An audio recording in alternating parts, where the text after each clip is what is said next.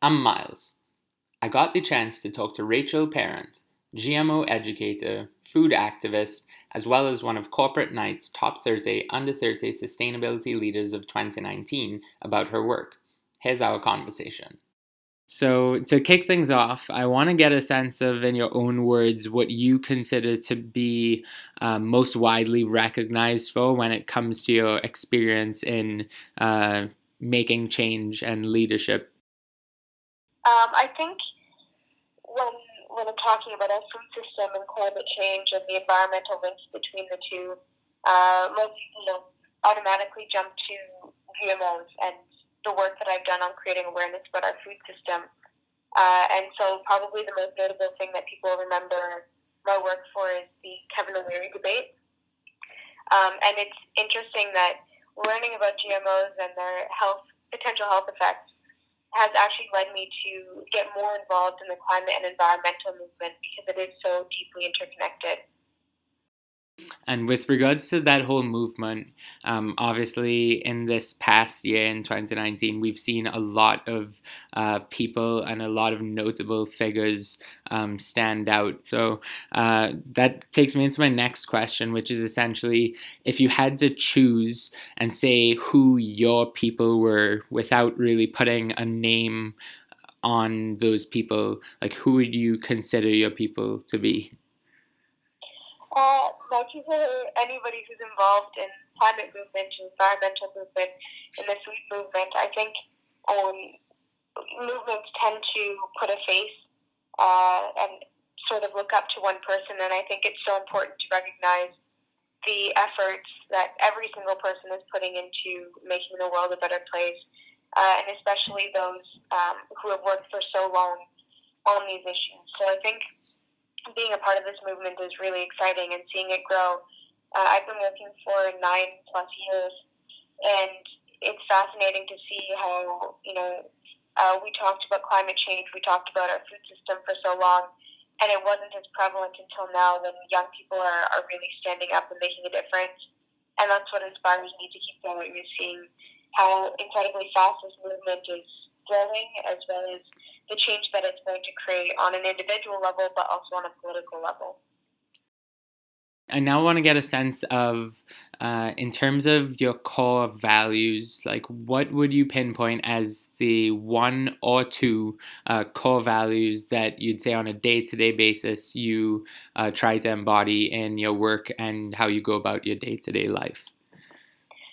I try to embody a mindset of just doing your best and trying to leave the world a better place through individual daily actions, as well as organizing and creating campaigns and all of that.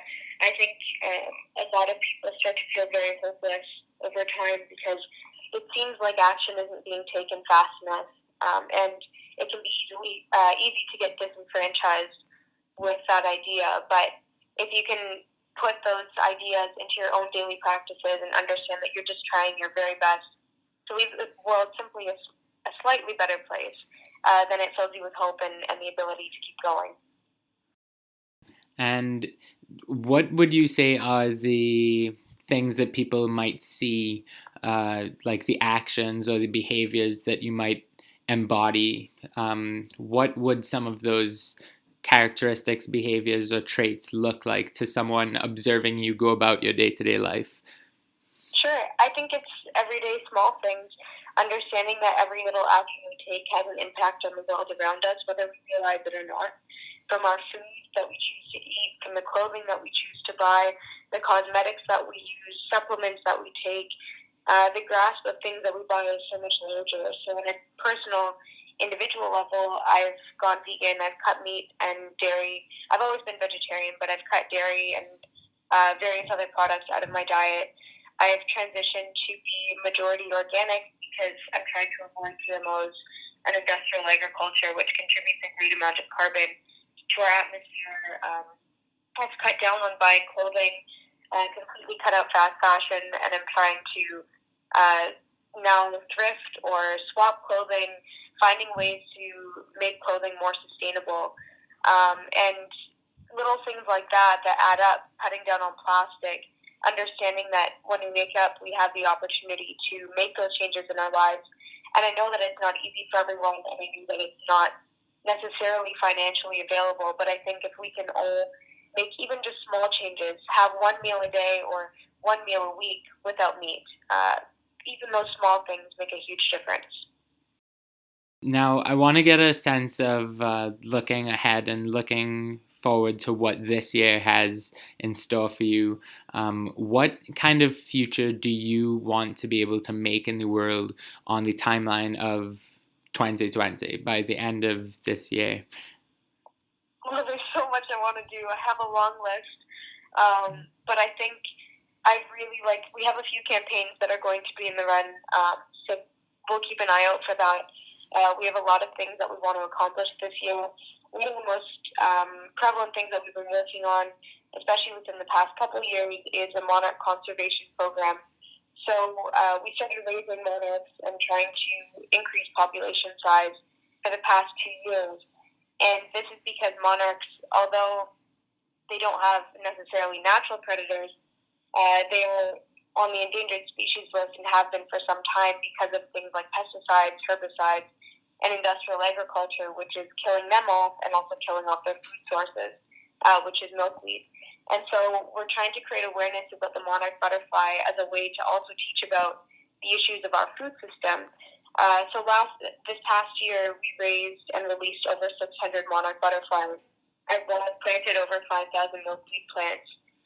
And now what we're going to start to do is looking for an actual location where we can have a monarch conservation program and bring kids in and talk to them about climate change, about our food system, and how it's deeply interconnected with monarchs, because monarchs really are a keystone species where they tell us about the entire health of our ecosystem. If monarch population is in the decline, thousands or hundreds of other species of crucial insects are also in the decline, which means our entire ecosystem is affected. So we'll be teaching about that and hopefully finding a space where we can make this dream possible. Now, I want to extend this timeline further to, let's say, 5 years. I want to get a sense of where you see yourself on a personal level, a professional level, even geographically. What does that look like 5 years out from now?